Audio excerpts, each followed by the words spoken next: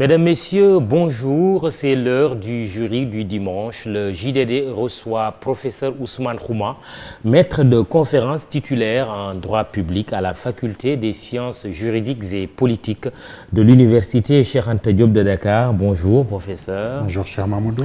Les retrouvailles Macky Sall Abdoulaye Wade avec l'audience de 17h, pour ne pas dire de Takussan, de ce samedi, la libération de Khalifa Sall, le pouvoir soupçonné de museler des adversaires politiques, l'affaire des 94 milliards, l'inéligibilité, l'amnistie, l'influence des religieux, la tentation du troisième mandat, pour ne pas dire la problématique de la limitation du nombre de mandats présidentiels en Afrique. Une actualité en chasse une autre, et ce ne sont pas les sujets qui manquent. On est compris dans un tourbillon d'événements et ou de déclarations faites de pics et de répliques. Prenons-nous le temps d'en comprendre les tenants et aboutissants pour en saisir le sens et la portée. Que dire encore du silence d'Idrissa Seck ou de l'exil de Karim Wade? Nous tentons ce dimanche d'éclairer une actualité fournie, abondante mais difficilement saisissable.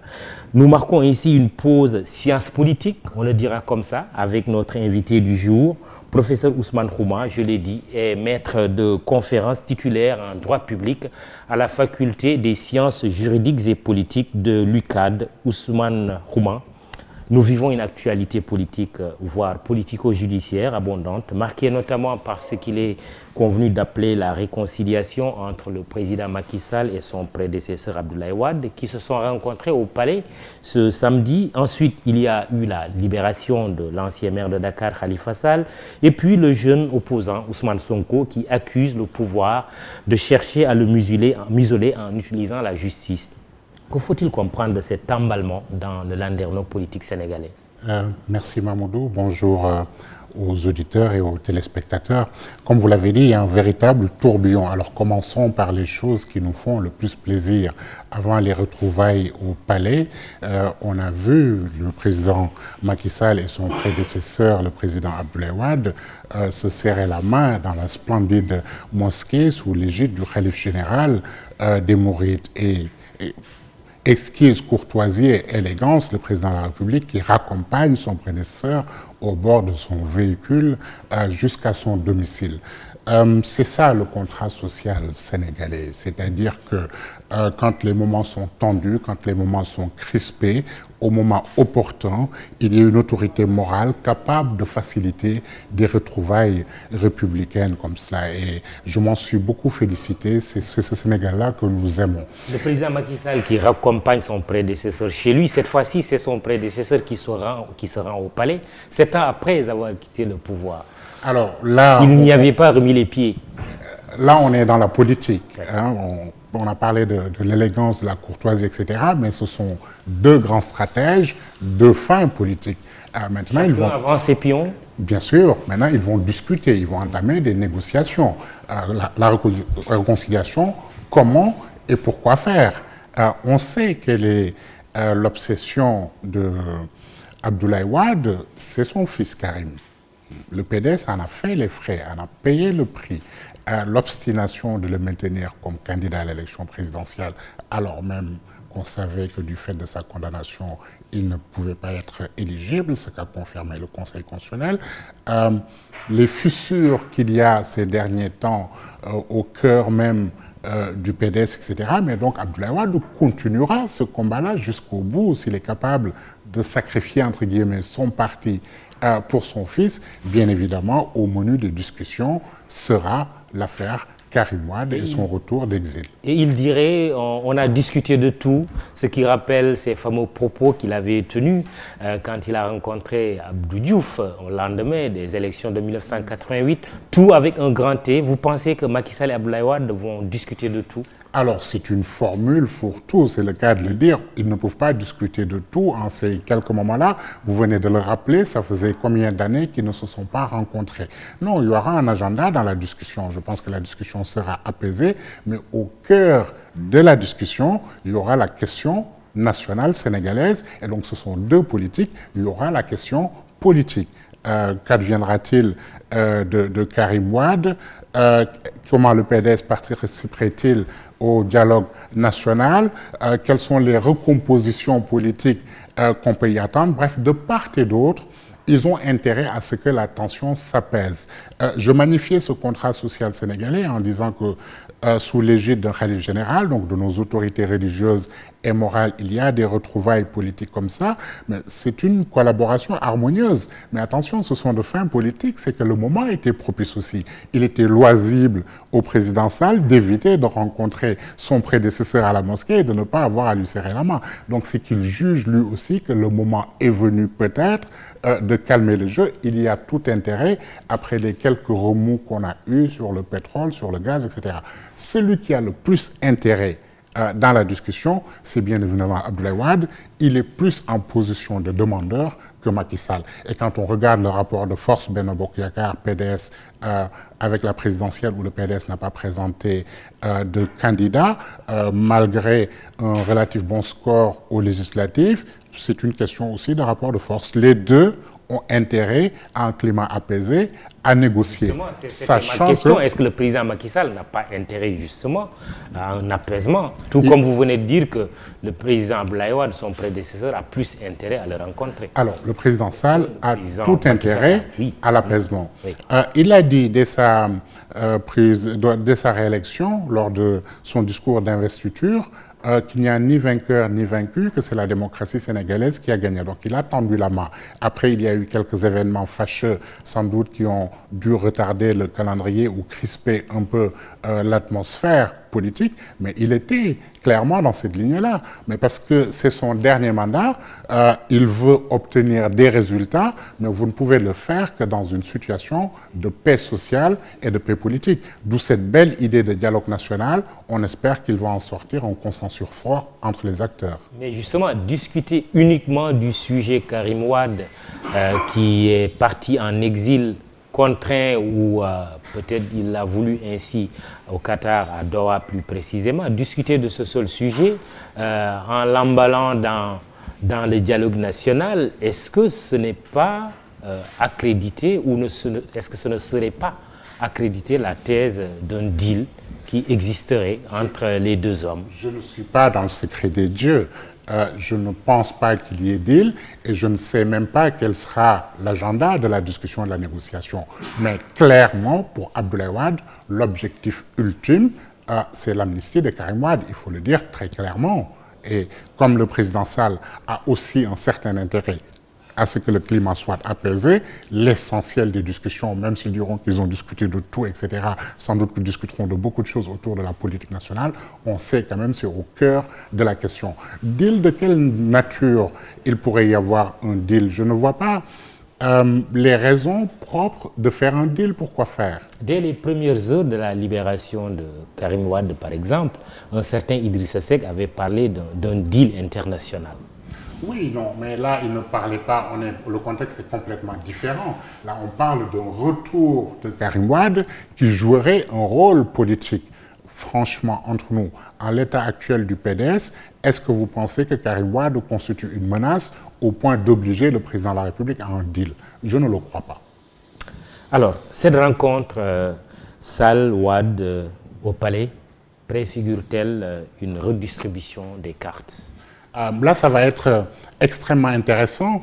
C'est prématuré de parler de la recomposition du paysage politique sénégalais. Tout dépendra des attitudes des uns et des autres. On l'a déjà dit, le président Sall a intérêt à l'apaisement, à un climat politique, social apaisé pour dérouler son programme. Le PDS a tout intérêt à ce que leur ancien candidat à la présidentielle, le fils du président Wade, Karim Wade, revienne au Sénégal et reprenne ses activités politiques. Le PDS est en train de partir en lambeaux à cause de cette crise. Donc, façon de se refaire une santé, cette rencontre que Wade a voulu accepter finalement avec son successeur. C'était presque inévitable. Oui. La seule solution, ça a été la grâce. Maintenant, l'autre solution constituerait à une sorte de loi d'amnistie, certainement. C'est la seule solution parce qu'il n'abandonnera pas son fils et c'est absolument légitime. Et je l'ai dit, le PDS est en crise profonde à cause de la problématique de l'exil de Karim Wade. Donc le retour de Karim Wade est absolument indispensable au PDS et donc ce sera au cœur des discussions et de la recomposition future politique. Mais que vont faire les autres? Justement, alors, interrogeons un peu cette nouvelle attitude du président Macky Sall. Une volonté d'apaisement, mais vraiment réelle, franche, ou plutôt la vieille stratégie du diviser pour mieux régner? Je pose la question parce que il y a les autres, comme vous avez dit, les autres adversaires politiques du président qui ont le sentiment, je les ai cités tout à l'heure, que le président cherche un peu à les museler, à les neutraliser. C'est un fin politique et donc il est sur la scène politique, il est encore président de la République et en réalité, les choses montrent qu'il a encore la maîtrise des choses, même s'il a tout intérêt à un apaisement. Alors, quid des autres? Quelle est leur attitude? Quel est leur intérêt? Alors, ceux qui pensent... Quand vous dites les autres, vous pensez à je pense, par exemple, dans l'ordre de la présidentielle, à Idriss Seck, à Ousmane Sonko, essentiellement, et à Khalifa Sall, qui n'a pas pu prendre part à l'élection, mais qui est en fin politique, et qui vient aussi de bénéficier de cette grâce présidentielle. Si on les prend dans cette chronologie-là, mais... quel va être l'intérêt d'Idriss Seck? Est-ce qu'ils ont tous intérêt à des retrouvailles d'une grande famille libérale? Je ne crois pas trop, parce que ce qui va se jouer dans cette question-là, avec le dialogue national, etc., ça va être le statut de l'opposition et du chef de l'opposition.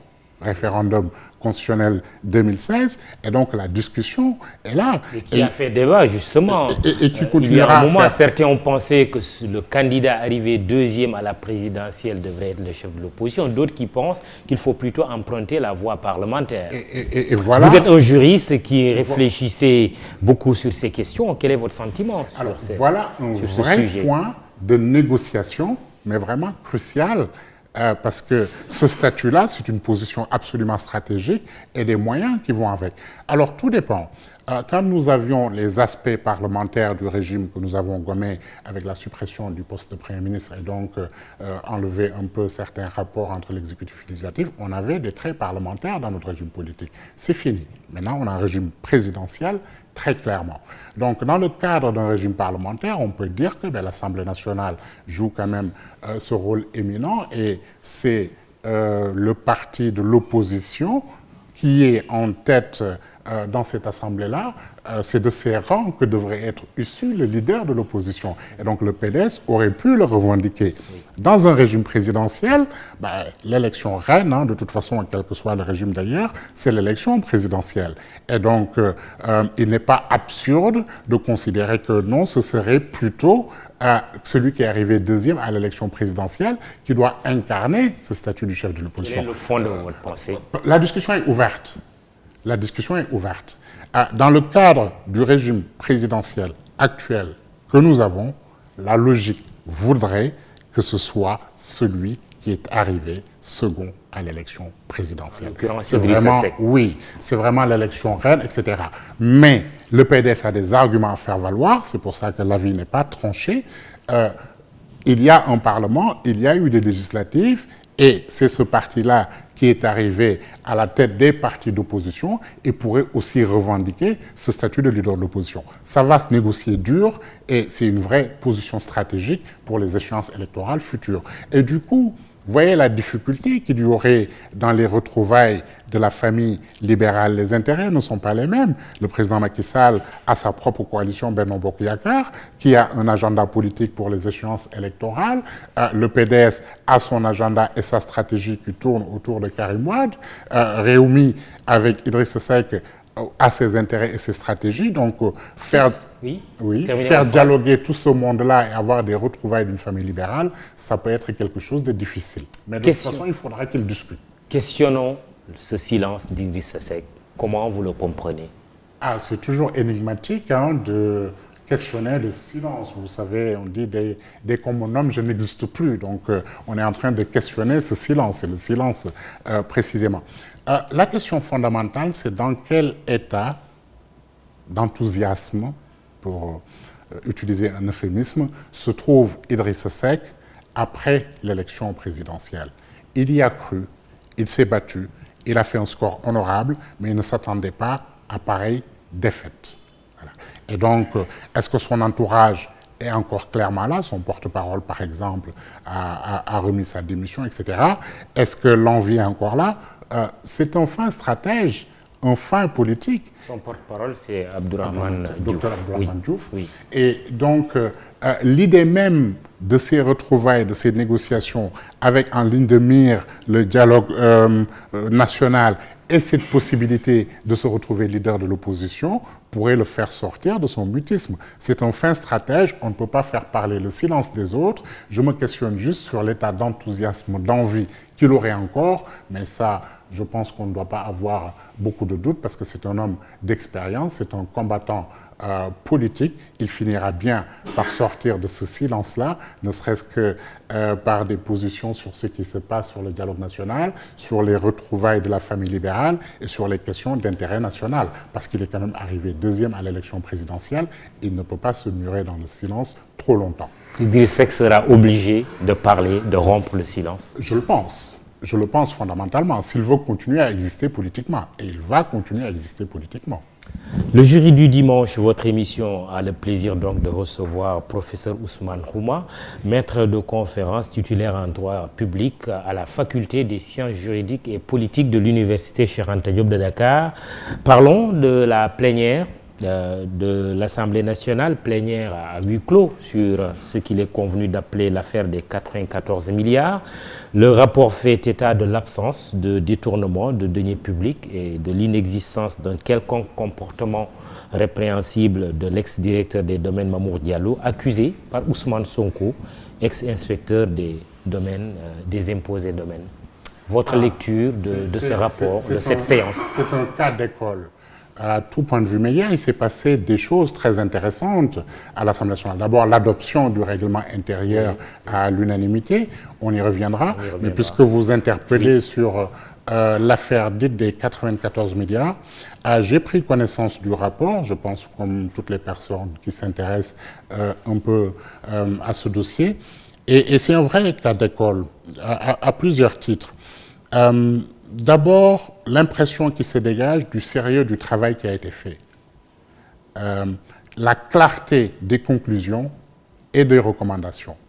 Mais j'aurai un bémol plus tard, c'est que par moment, le rapport utilise quelques euphémismes. Alors, sur les faits... Allez-y. Je peux commencer par ça. Oui, allez-y. Le rapport est très clair dans ses conclusions. C'est-à-dire, pour ce qui concerne les accusations de détournement de deniers publics contre Mamour Diallo, il n'en est rien et il ne pouvait pas en être autrement parce qu'il n'est même pas habilité à faire des paiements. C'est un autre agent qui le fait. Et donc, c'est le chef du bureau des domaines de Ngor Almadi qui est habilité à émettre des chèques du Trésor dont il est l'unique signataire. Dans ces conditions, comment peut-il faire de détournement? Et aucune pièce n'a établi qu'il y a eu détournement. Donc de ce point de vue-là, Mamour Diallo est blanchi. Est-ce que ce n'est pas la justice qui le fera? Non, je parle le ferait. Oui, je parle du rapport d'enquête, en tout cas les parlementaires eux-mêmes.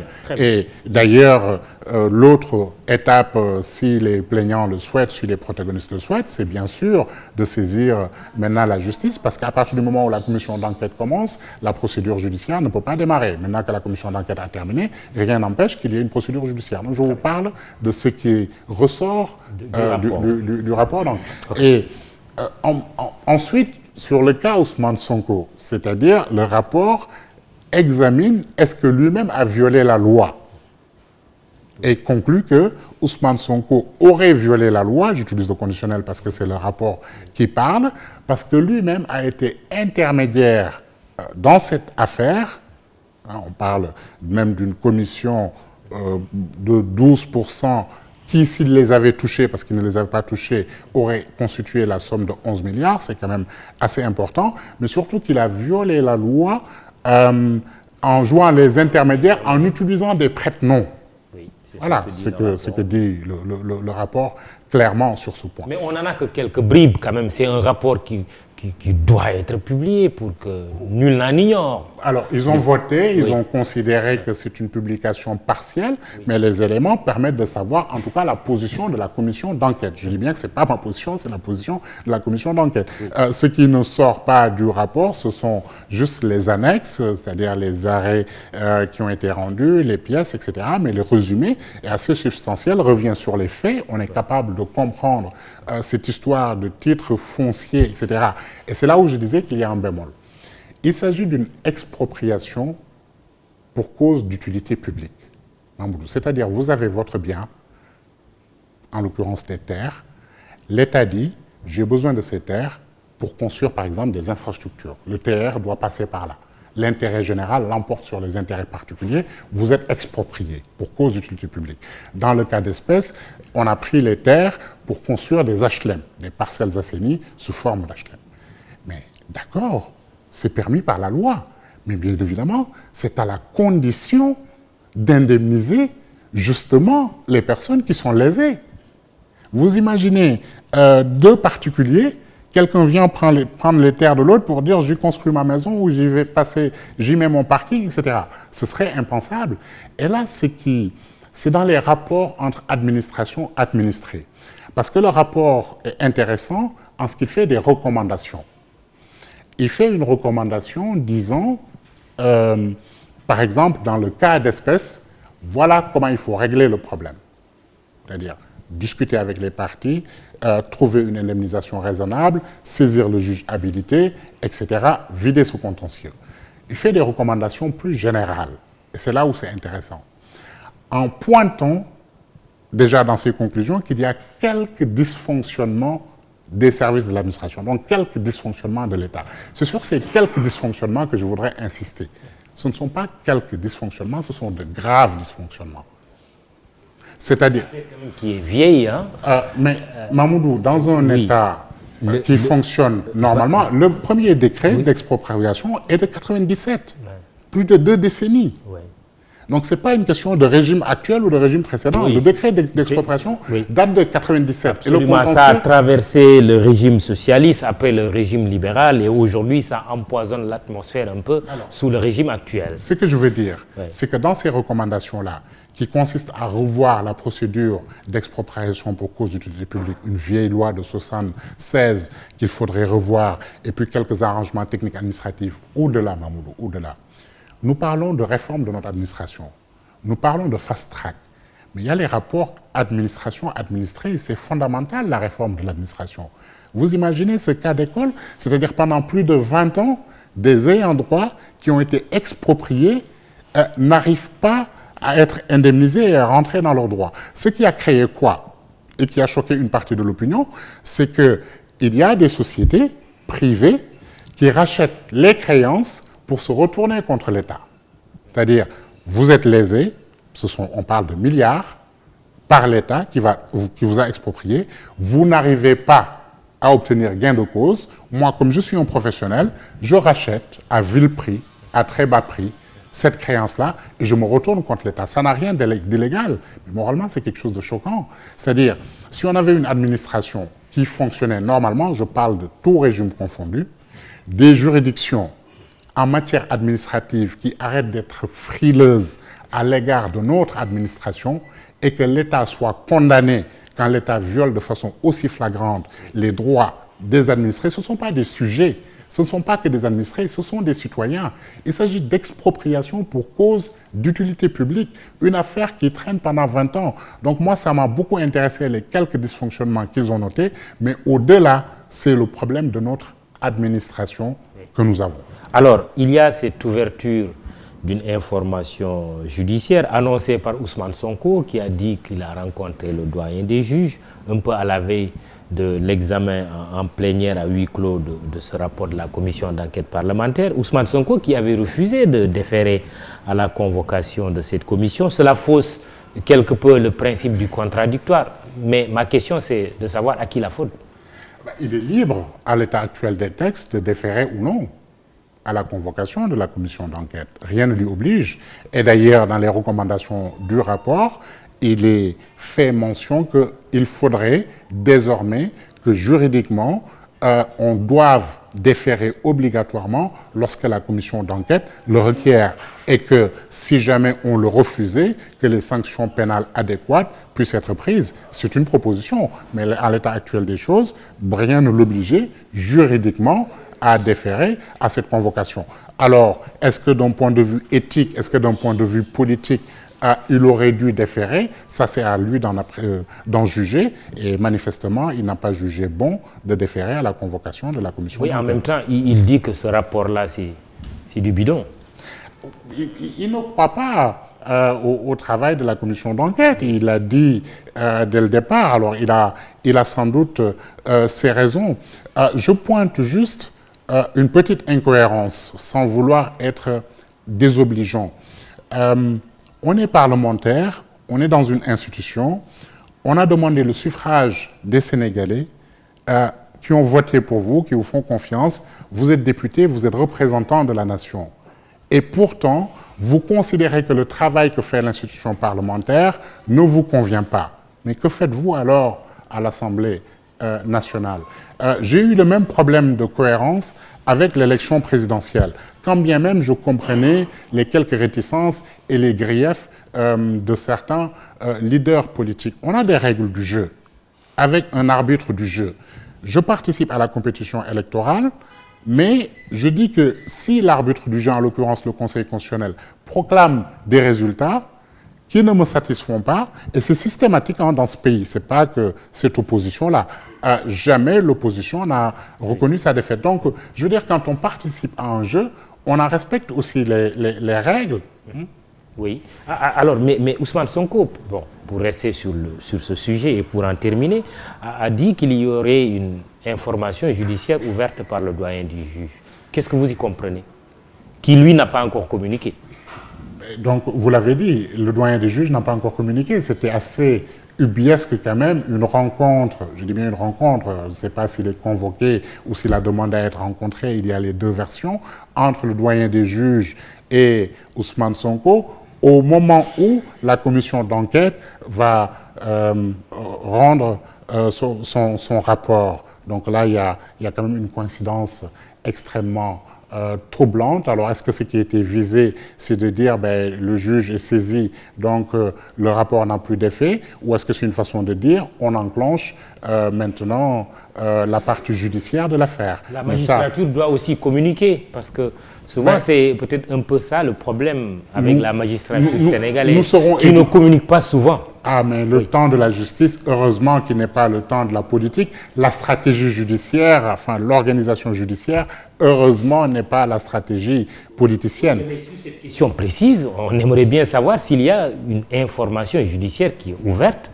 au niveau du cabinet du doyen des juges. Mais je vous dis qu'à partir du moment où la commission d'enquête était saisie et n'a pas encore fini son travail, donc n'a pas rendu son rapport, une information judiciaire n'a pas pu être ouverte, Mamoudou. Donc, on sera dans les jours à venir. Selon vous, en tant que juriste, cette information selon laquelle il y a une ouverture d'une instruction au niveau du doyen des juges n'est pas fondée? Je n'y crois pas. Je n'y crois pas et la coïncidence de cette rencontre est extrêmement troublante. Vous demandez à rencontrer un juge, il vous reçoit. Alors, est-ce que le juge a convoqué? Je ne suis pas certain que le doyen du juge commettrait l'erreur de convoquer quelqu'un dans une affaire aussi sensible, alors même que la commission d'enquête a fini son travail, il ne reste qu'à rendre le rapport. Alors, l'autre acteur de cette affaire, c'est Mamour Diallo, ex-directeur des domaines.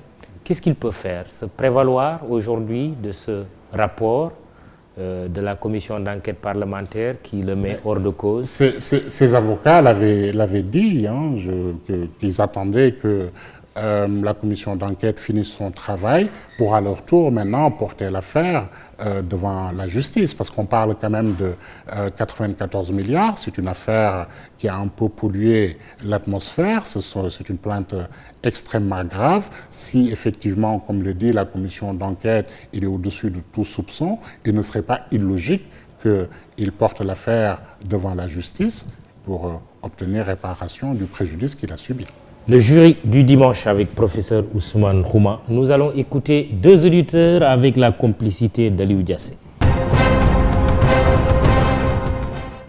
Moi, je suis légaliste et dans ce pays, il y a pas mal de scandales financiers et que l'Assemblée nationale n'a jamais fait une enquête parlementaire. Et nous, en tant que citoyens, nous ne comprenons rien. Et pourquoi les députés, ils attendent aujourd'hui pour faire une plénière sur les 94 milliards? Moi, je pense qu'il y a quelque chose qui ne dit pas son nom. Et pour les retrouvailles entre le président Abdoulaye Wade et le président Macky Sall, c'est une très bonne chose. Ça permet un peu de descriper la situation politique. Mais moi, ma question est de savoir quels sont les tenants et les aboutissements de ces retrouvailles. Ma question est de savoir pourquoi nos chefs d'État tiennent autant à un troisième mandat. Le premier auditeur qui s'interroge sur la commission d'enquête parlementaire. Pourquoi cette fois-ci? Pourquoi pas sur interrogation légitime. Affaires? Interrogation légitime, bien évidemment. La commission d'enquête, dans son rapport, explique dès l'avant-propos quel est le rôle du Parlement en dehors de voter la loi, contrôler l'action du gouvernement et donc des agents publics aussi et défendre les intérêts des citoyens. Donc on aimerait qu'il y ait plus souvent des commissions d'enquête quand il est fait état de scandales supposés ou établis. Mais ce n'est pas parce que par le passé il n'y a pas eu de commission d'enquête parlementaire sur les cas de scandale qu'il ne faut pas se féliciter que cette fois-ci, le Parlement ait voulu faire la lumière, d'autant que celui qui portait les accusations était un des leurs, un parlementaire. Donc il faut plutôt se féliciter de ce qu'il y ait eu cette commission d'enquête. L'Assemblée qui modifie son règlement intérieur, il appartient maintenant à dit un peu le rapport de présentation des conclusions de la commission des lois. Il appartient à chaque député de changer d'attitude en adoptant un comportement exemplaire basé sur le respect mutuel entre collègues, surtout au sein de l'hémicycle. Ainsi, les écarts constatés, le manque de respect à l'encontre du président de l'Assemblée nationale, les scènes de violence verbale ou physique au sein de l'hémicycle, les retards répétitifs non justifiés ainsi que l'absentéisme devrait faire l'objet de sanctions plus précises dans le règlement intérieur. L'Assemblée qui fait son autocritique. Oui, mais l'Assemblée qui a fait un bon travail à ce niveau-là. Vous vous rendez compte, le règlement intérieur de l'Assemblée nationale est adopté à l'unanimité. Il y a 2 jours, je lisais un parlementaire, Théodore Cherif Montey, pourtant un homme d'une grande courtoisie, perdre un peu son calme parce que ce règlement intérieur-là était critiqué. Et moi, je suis témoin du travail qui a été fait pour ce règlement intérieur-là parce que dans les travaux préparatoires, dans le comité préparatoire, le président de la commission des lois, qui est lui-même un fin connaisseur du droit parlementaire, de la matière parlementaire, m'a fait l'honneur de m'associer aux travaux préparatoires. Oui, M. Seydou Diouf. Il m'a fait venir et il voulait un regard d'universitaire externe sur ce que il voulait proposer comme modification du règlement intérieur. Et ça date déjà de mai 2018. Donc c'était un travail très soigneusement préparé. Ça, je suis témoin. Ce n'est pas parce que j'y ai modestement collaboré que je dis ça, mais j'ai vu le sérieux avec lequel ils ont travaillé. Alors après ce travail préparatoire, le groupe majoritaire l'a porté comme proposition et puis ils ont constitué un groupe de travail associant les autres partis politiques, groupes politiques qui ont envoyé des plénipotentiaires. Donc la démarche a été inclusive et je ne suis vraiment pas étonné qu'il l'ait adopté à l'unanimité, ce qui est quand même à saluer. Mais parce que ça s'imposait quand même, ce règlement intérieur, il fallait là aussi mettre à jour nos textes. Il y a eu récemment 2 modifications constitutionnelles, le référendum de 2016, la suppression du poste de Premier ministre. Ne serait-ce que pour ça, la suppression du poste de ministre, ça change quand même les rapports entre l'exécutif et le législatif. Donc ce toilettage-là s'imposait. Le référendum de 2016 donne ce pouvoir important au Parlement d'évaluer aussi les politiques publiques. Alors, ils ont saisi aussi l'occasion de regarder le fonctionnement des commissions. Ils ont considéré que le spectre était trop large. Ils sont passés de 11 à 4. 14 commissions, la possibilité de créer un comité d'évaluation des politiques publiques, etc. Bref, moi, je suis assez satisfait du rapport, du règlement intérieur dont ils se sont dotés, parce que ça leur donne un véritable instrument de travail, un outil de travail. Certains doutent quand même de la pertinence d'augmenter le nombre de commissions, de 11 à Oui, 14. je l'ai lu, ça. Vous ne l'avez pas recommandé? Non, pas du tout. C'est pas ma compétence, c'est pas mon domaine. Moi, je regarde ce qui est conforme ou non à la Constitution qui a été adoptée. Est-ce que la rédaction en matière de légistique est correctement faite, etc. Après, ce sont les parlementaires qui savent les difficultés de fond auxquels ils sont confrontés. Ils se sont rendus compte, et ça je le confirme, que le spectre des commissions était très large. Prenez le règlement intérieur et amusez-vous juste à lire la dénomination des commissions. Mais ça embrasse très très large, et donc je ne suis pas choqué qu'ils aient décidé de l'élargir. Que d'autres considèrent maintenant qu'il y a trop de commissions aussi, c'est un point de vue que je respecte.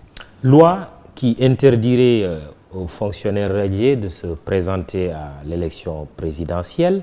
On en prête l'intention au pouvoir.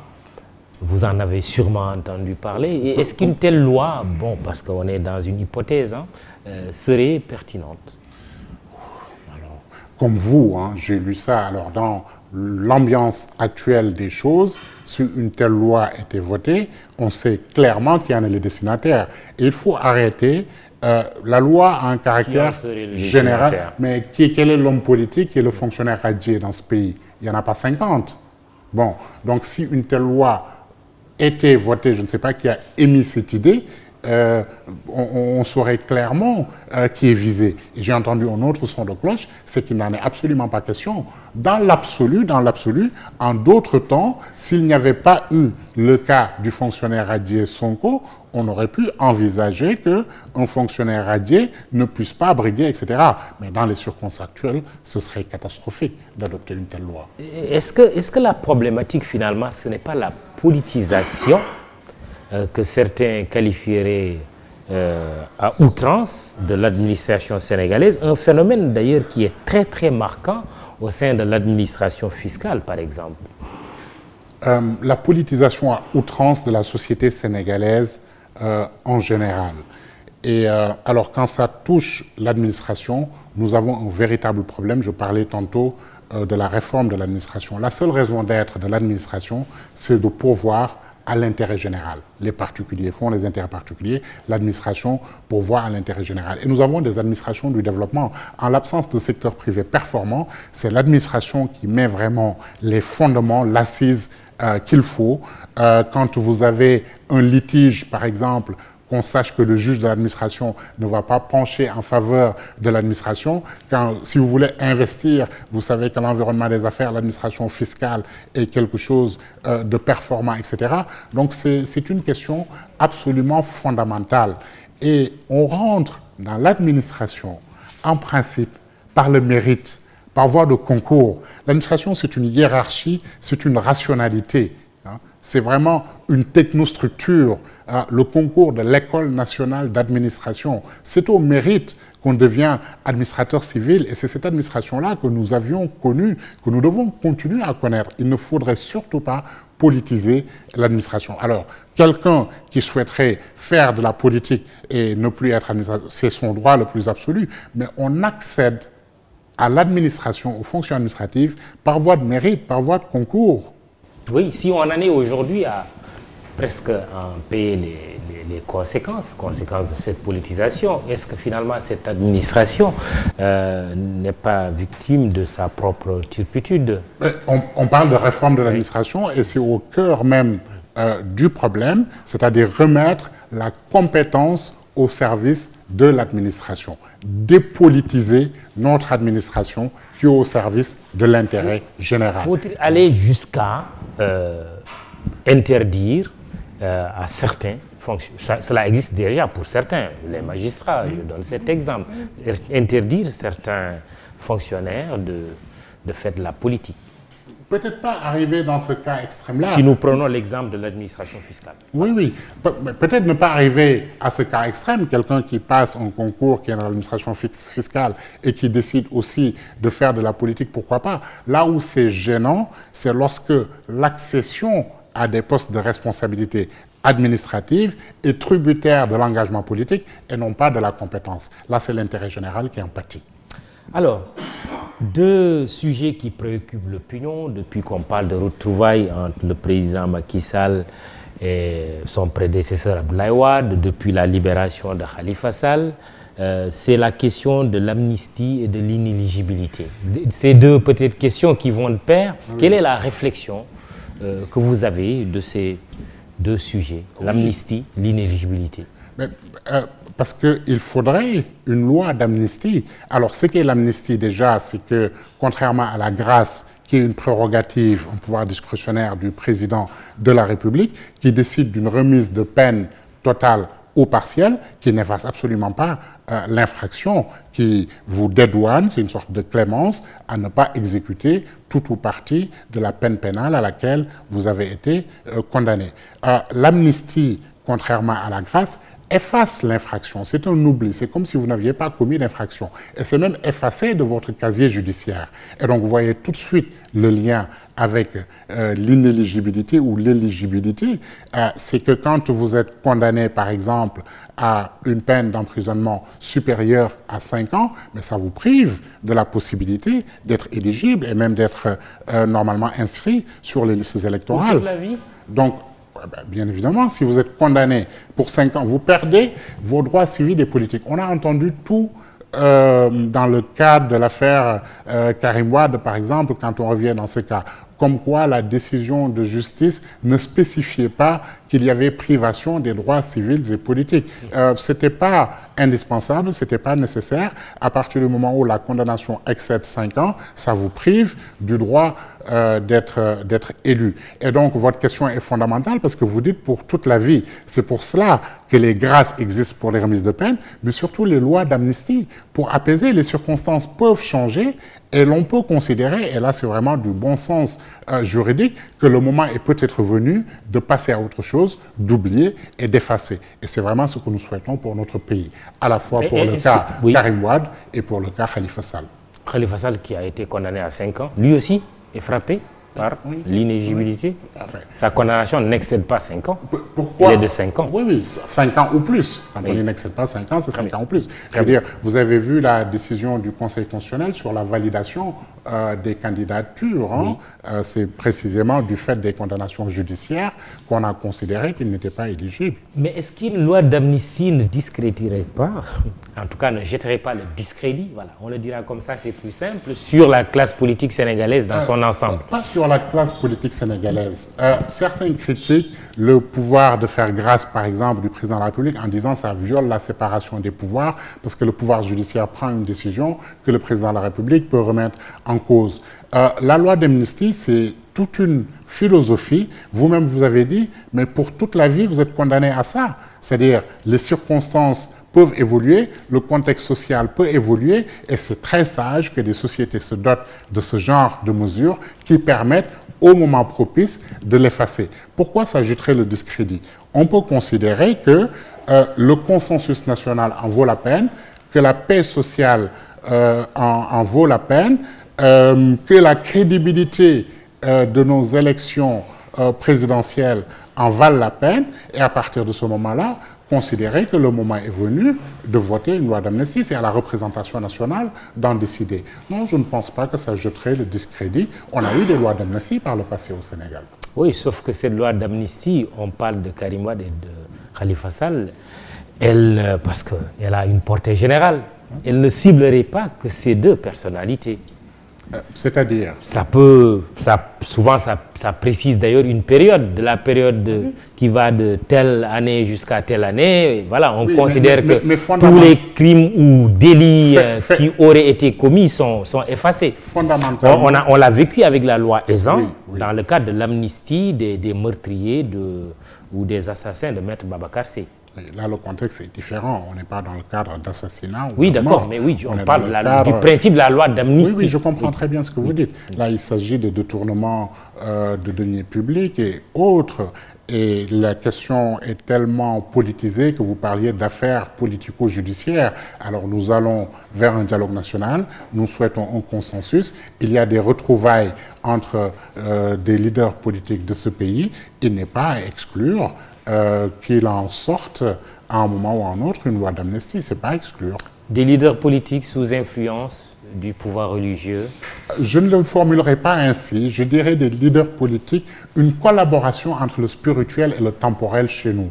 Parce que s'ils étaient sous influence, je vous disais tout à l'heure avec un brin de cynisme qu'il était loisible au président Macky Sall de ne pas se rendre à la mosquée au même moment que le président Abdoulaye Wade, et il n'aurait pas eu à lui serrer la main. Donc c'est peut-être parce qu'il a jugé aussi que le moment était opportun. Mais c'est très bien que ça soit fait sous l'égide du khalife général des Mourides, qui ont encore une certaine influence. Et au Sénégal, il faut se réjouir de cet élément, de ce socle de notre contrat social, cette collaboration très harmonieuse entre le spirituel et le temporel. Dans le spirituel, les différentes religions qui cohabitent harmonieusement. C'est pour ça que l'affaire de l'institution Sainte-Jeanne d'Arc était assez scandaleuse, parce que la laïcité à la sénégalaise n'est pas du tout la laïcité à la française. Nous avons une laïcité d'intégration et non pas une laïcité anticléricale, et surtout cette intelligence qu'il y a toujours eu entre le pouvoir spirituel et le pouvoir temporel.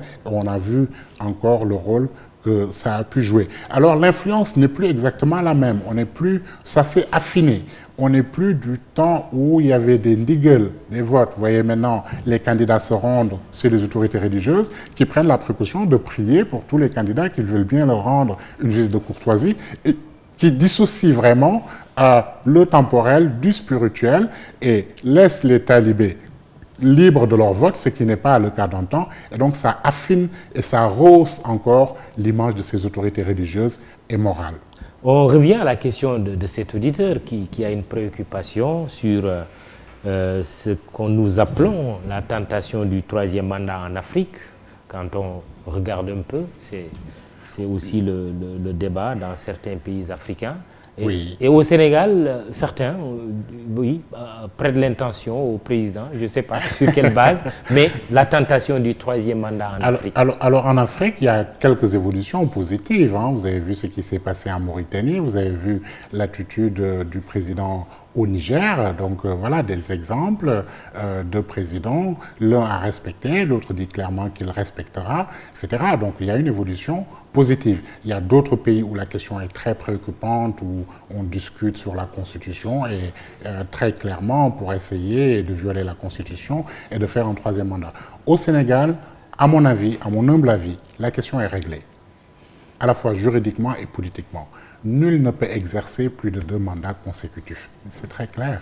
Je ne sais pas par quelle argutie juridique, par quel artifice juridique, on arriverait à nous expliquer que le premier mandat de Macky Sall est exclu du décompte.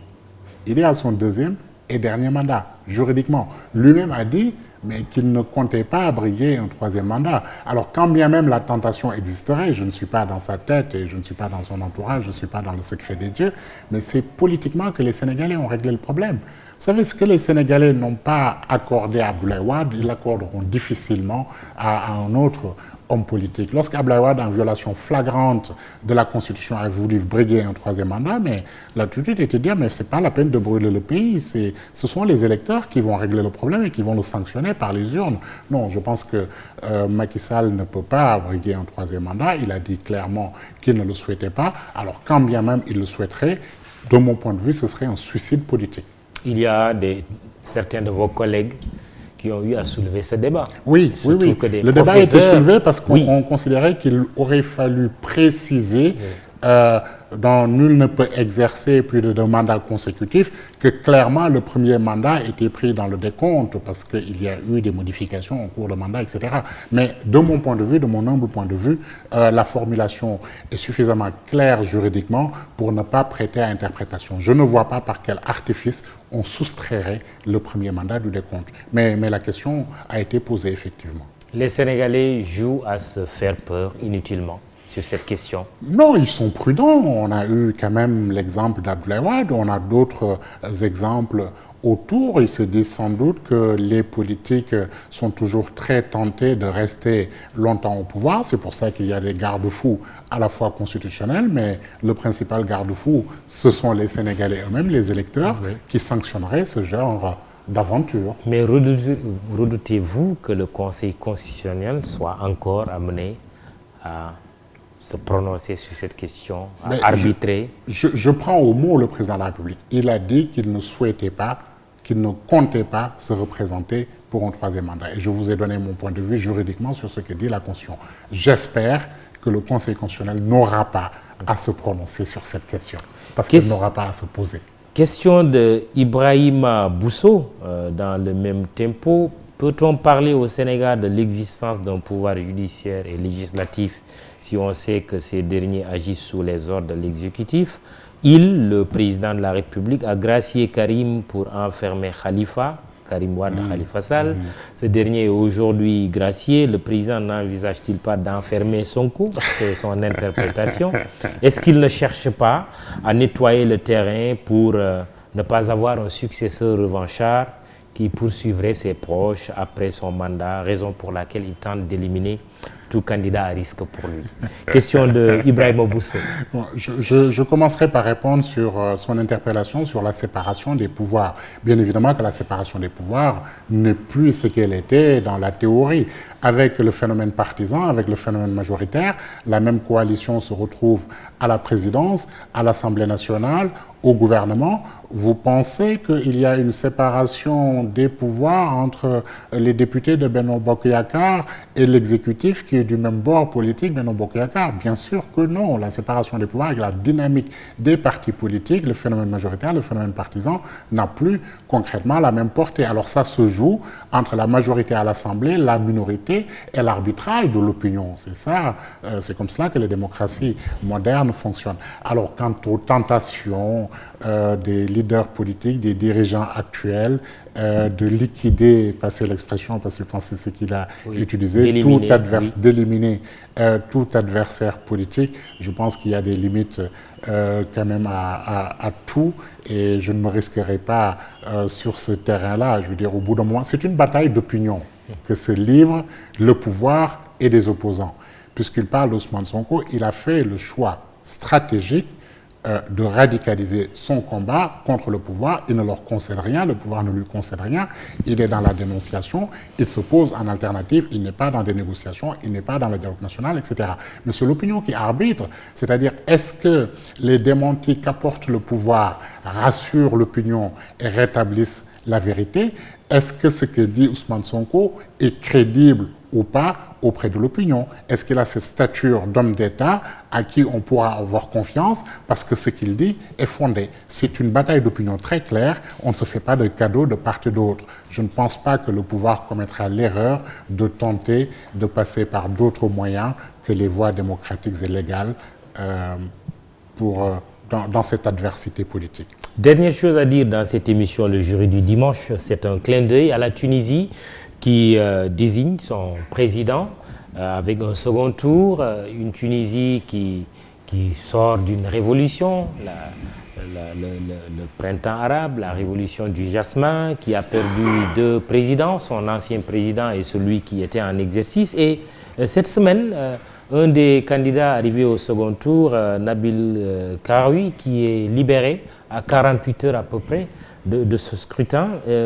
Qu'est-ce qu'on peut dire? C'est assez inédit quand même. Oui. C'est un véritable exemple. À 4 jours du second tour, il est libéré, mais son adversaire, à un moment, refuse de faire campagne. Absolument. Parce qu'il dit que moralement, il ne peut pas faire campagne, qu'il n'y a pas d'égalité des chances. Alors, les avocats avaient introduit plusieurs recours. À la 4e tentative, il sort et ils ont même organisé un débat présidentiel. C'est quand même une très belle leçon de démocratie finalement. L'arrestation était bien sûr malheureuse et déplorée par les démocrates, mais la façon dont les deux adversaires politiques se sont comportés, l'un obtenant sa sortie de prison et l'autre ayant l'élégance de dire il n'y a pas d'égalité des chances, moralement je ne peux pas continuer à battre campagne. Bon, il a quand même pris 10 points de plus sur les sondages que celui qui était emprisonné, et puis qu'ils acceptent devant l'opinion tunisienne d'organiser un débat présidentiel, mais c'est un bel exemple démocratique quand même que nous offre là la Tunisie. Voilà. Notre invité, c'était professeur Ousmane Khouma, maître de conférence titulaire en droit public à la faculté des sciences juridiques et politiques de l'université Cheikh Anta Diop de Dakar. Mahmoud Ibra Kane était à la présentation de ce jury du dimanche, à la technique Aliou Diassé, Babacar Ndiaye et toute l'équipe d'ITV, mais aussi E-Media SN qui fête d'ailleurs son anniversaire tout ce week-end.